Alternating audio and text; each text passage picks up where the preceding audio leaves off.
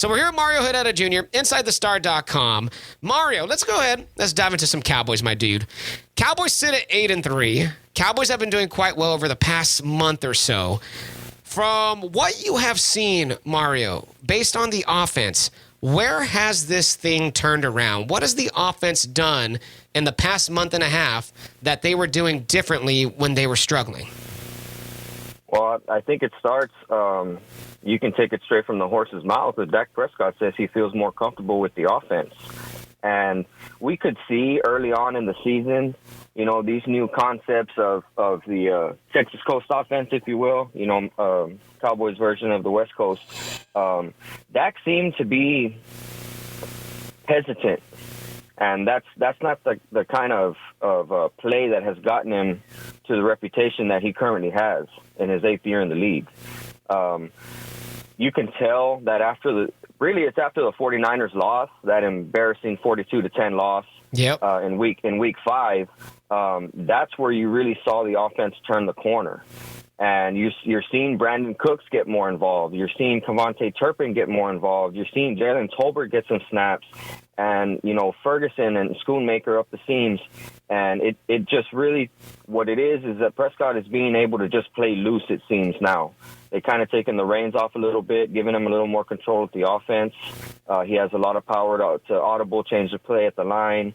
And that's the type of Dak Prescott that we have seen throughout his career that was kind of capped in the beginning of the season. You know what? I agree with that. And Jerry Plemons, I don't know if you got any takes on that, but I do feel that the offense, Mike McCarthy and Dak, right? They're a cohesive unit. Brian Schottenheimer, even, you know, he's the offensive coordinator by name, not the play caller. But from what I read, they do have meetings all together and they formulate the game plan. It does seem like this offense really did just kind of loosen up a little bit. That's exactly right. The loosening up part is what's turned it around. So I do agree with that, Mario. We're here with Mario Herrera Jr., InsideTheStar.com. And real quick, I agree with Mario here. This equates with getting Brandon Cooks going. The first 5 weeks of the season, he was virtually non-existent in the offense. He caught the touchdown against the Chargers, and suddenly things are starting to open up for him a little bit more. And whenever he gets going, that opens up a lot of situations for Dak Prescott to lead this offense to the successful direction he wanted to go. Mario, do you have any concerns with Tony Pollard, or have the past couple of games shown you that Tony Pollard is starting to find that juice again? Well, I think what it is you know, that's the effect of getting Rico Dowdle more involved. You know, Tony Pollard throughout his career since he was drafted, you know, he's always been the complimentary back. And even though he got the bulk of the carries last season with Ezekiel Elliott still there, it was a kind of a shared load. And there were concerns in the offseason from a lot of content creators like ourselves here that we didn't think Pollard could actually be the bell cow back that the Cowboys wanted him to be with Ezekiel Elliott gone. And I think early on in the season, that was kind of proven true.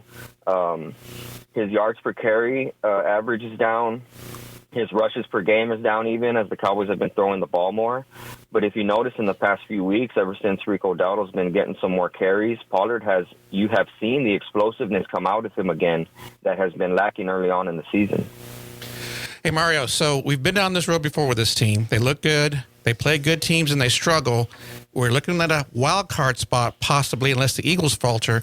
Do we have any hopes in the playoffs that the Cowboys can actually go on the road and beat a good team? What's your thoughts?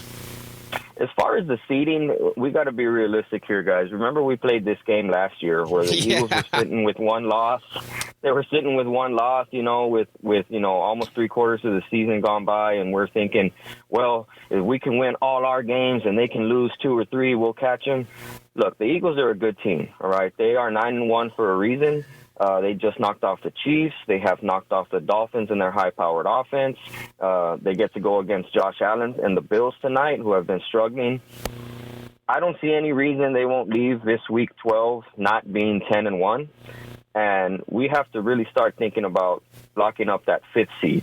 Hey, I agree with you, man. I agree with everything you're saying right there. And look, the Eagles do have the Bills today. They do have the Niners coming up. Cowboys, of course, you know, they got the Seahawks coming up, and then they meet here in about 2.5 weeks or so. Yeah, man, I mean, look, it'd be a fool's game to try and worry about the Eagles too much, right? Got to kind of take care of your own business first. And hopefully the Cowboys can continue to do that. And right now, it would behoove the Cowboys to defeat Seattle and further pad that 5th spot in the wild card standings, because as it sits, Mario, and you know this, and listening audience out there, they would end up playing the NFC South division champion in the wild card round. Despite that being on the road, that could be a pretty promising situation for the Cowboys. Go ahead, Aiden. Yeah, and real quick, I mean, this honestly looks like it's almost exactly how last year is going. Yeah. You know, with it's kind the of a carbon copy, Eagles being the 1 seed, and right now the Niners being the 2 seed, it looks like, you know, if it pan out, you're gonna have to go back to the Niners again to.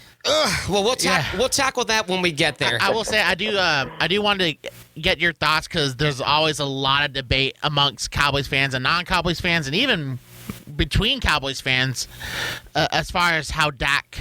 You know, what Dak is and how he performs and whatnot. And now he's leading the league in touchdown passes. And I want to know, truly, do you think that Dak Prescott is not even going to win the MVP, but do you think he has a major shot at it at the end of the year to be like a top 3 quarterback in terms of the MVP race? He would have to keep up what he's doing right now. So in this 6-game stretch, you know, he's got 18 touchdowns, 2 interceptions. He's got a quarterback rating of 120 plus. He's making all the right decisions. The offense looks explosive out there. He has command when he gets to the line. And you have seen some of those things go away against those tough teams like the 49ers defense before. So the level he's playing right now, do I want to go into San Francisco? I want that like I want to burn on my arm, right? Yeah. You don't want to have to go through that again. You know, yeah, I want the whole revenge factor and all that stuff. But we had that revenge factor week 5, and we got our what's handed to us. You know what, man?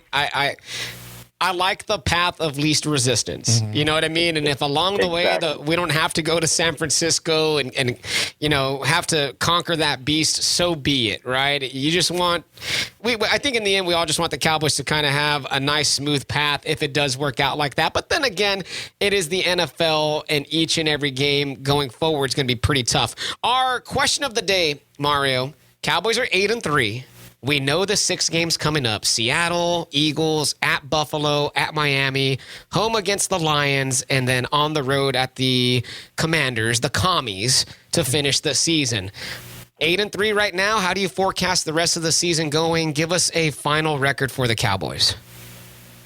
I think I'll stick with what I had in the preseason, and that's 12-5 for the 3rd year in a row, or 12 wins for the 3rd year in a row.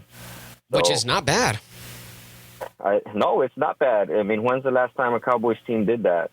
Exactly. And I think that's one of the things that it gets overlooked by Cowboys Nation and its fans out there. When they don't realize just how successful this team has been, despite not being able to make it past the divisional round. Thank you, Mario. Thank you for bringing some logical sense towards Cowboys Nation, because my guy, I say this all the time. I think as a Cowboys fan myself and the majority of the Cowboys fan base out there, there's really high expectations. And I think sometimes we overlook the wins and we worry too much about the destination of where we're going instead of enjoying each win week by week. 12 in this scenario, if the Cowboys were to get to 12 wins again, 3 straight seasons of 12 wins, Mike McCarthy is instilling a winning type of program with the Cowboys. That's something you can be proud of. And look, you want to get to the Super Bowl eventually. Well, guess how you get to the Super Bowl? You got to be in the playoffs consistently. And hopefully one of these years, the ball bounces our way. We're here with Mario Herrera Jr. of InsideTheStar.com. Mario, man, we appreciate your time with us this morning. Quick thoughts on Jimmy Johnson. What'd you think about the Jimmy Johnson finally going into the Ring of Honor, as Jerry Jones had a impromptu press conference 20 minutes before a game? What'd you think about that whole scene? That's so Jerry, man. to just decide to do it at the last minute of a noon game on the road in Carolina, It is. That's the Jerry Jones that we've come to know, right? And I'm really, really glad that he made this decision. I actually wrote an article in the preseason about how Jimmy Johnson not being in the Ring of Honor is a curse, and until that happens, the Cowboys won't get any further. So I'm really psyched. I like that idea. on another note, I'm really psyched because I am actually going to be at that game. Oh! I got tickets for, my uncle has season tickets, and he was starting to, he was willing to sell some. So he's like, what game do you want? And I said, you know what? Let me get the Lions in December. That'd be a pretty cool game. I like Dan Campbell and the style of his team and stuff. It'd be a real hard fought with playoff implications. And then last week, me and my dad are watching the game, and they announced about Jimmy Johnson. And I'm like, Dad, I'm going to be there. This is freaking awesome. That is incredible how that worked out, man, for you and your family and such. And, of course, Cowboys Nation, Jimmy Johnson finally get in. I like the take that it was a curse. Yeah. Maybe the curse is lifted. Maybe good things are to come for the Cowboys. Maybe Jerry Jones finally, in his old crypt keeper-like state, said, hey, I only have about maybe a few more years left. I need to make good with Jesus and get Jimmy Johnson into the Ring of Honor. There's a lot maybe more. Maybe he finally woke up. There's several more things he needs to make good with. Before. Well, he does have a lawsuit right now going on with his fun baby, but, it is what it is. Yeah. Mario Herrera Jr., InsideTheStar.com. My guy, thank you for joining us this morning. Where can we follow you on Twitter, and where can we find your work? Well, you can always find my work at InsideTheStar.com. I write approximately 5 articles per week. Wow. So you can't miss them. And you can find me, you can go follow me on Twitter if you like Cowboys content, kind of little informal Cowboys takes. I'm always throwing stats up there on my timeline. You can find me at _STX Mario. There we go. Man, we got to do this again sometime soon, and keep up the grind, my guy. I see you out there doing your thing, and I'm pretty happy that you're finding success with your passion, which is to cover the Cowboys and write about it, my dude. So there we go. Mario, have a great rest of your Sunday, my guy. Hey, thanks for having me on, guys. Yes, sir. There goes Mario Herrera Jr., InsideTheStar.com. That was fun. Like I said, it was more of a conversation than an interview. Could you do that 5 articles a week? That's a grind. Yeah. I'm just glad that he, as a Cowboys fan, acknowledges like the Eagles are a legit good team. There's Cowboys fans out there that say that they're a fluke and they're winning all these close games. Wins are winning the NFL. You take them how you get them. Yeah, they are. And the Eagles on Monday night, with that win against the Chiefs on the road. That's the sign of a great team. Mm-hmm. And I'm not going to dispute that. And I appreciate Mario Herrera for being on InsideTheStar.com. Make sure you go and check out all his fine work.